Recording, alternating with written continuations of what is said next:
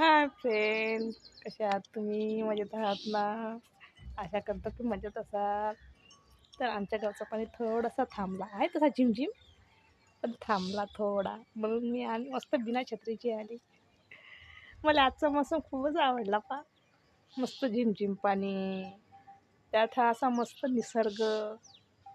आणि मला स्वयंपाक झाला का मी एकदा तरी मस्त थंडी हवा खासाठी वरता येतो.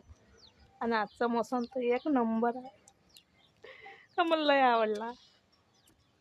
तसं तर मला ओलं झालं ना, ते ॲलर्जी आहे. ओलं झालं का मला खोकला होते, सर्दी होते, मग 15-20 दिवस बसतच नाही.